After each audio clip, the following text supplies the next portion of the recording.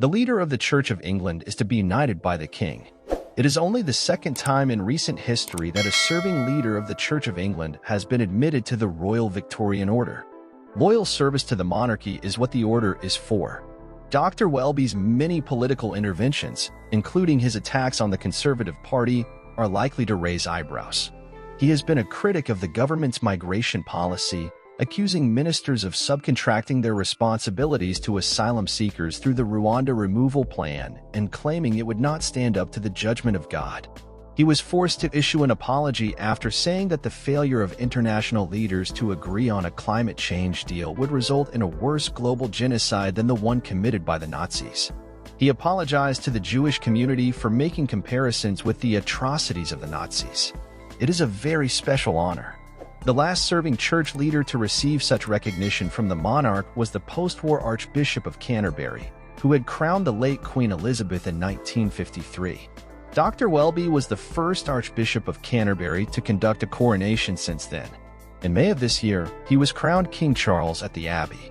He gave pre-marriage counseling to the couple.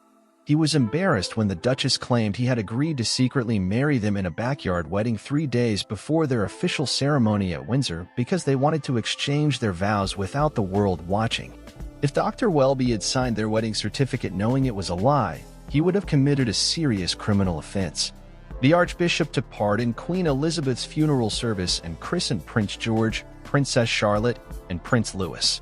The king is known to have a soft spot for Dr. Welby, who is featured heavily in the forthcoming Boxing Day documentary about Charles's first year on the throne.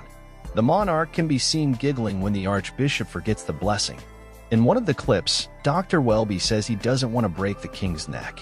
It may ruin the service. The Royal Victorian Order was created by Queen Victoria in 1896 to acknowledge and recognize distinguished personal service. A wide variety of service to the royal family is recognized by the appointments made through the New Year and Birthday Honors lists. There are 2 top grades of Knight Grand Cross of the Royal Victorian Order and Knight Commander in the membership. The grade that will be given to Dr. Welby is not yet known. Clergy who are appointed to the higher levels of the Royal Victorian Order do not use the style in day-to-day life. It will be some time before Dr. Welby calls himself Sir. Depending on the grade, the Knights of the Order can either wear a ribbon at the neck or a sash from the right shoulder to the left hip. The size of the badges varies by rank, but they are all rendered in white and gold with gold edging. All knights have their crosses surrounded by a star. A spokesman for the Archbishop of Canterbury and Buckingham Palace both declined to comment last night. Dr. Welby worked in the oil industry for 11 years before becoming the Archbishop. Johanna, his 7-month-old daughter, died in a car crash. He has described her death as a very dark time for him and his wife, with whom he has 5 other children.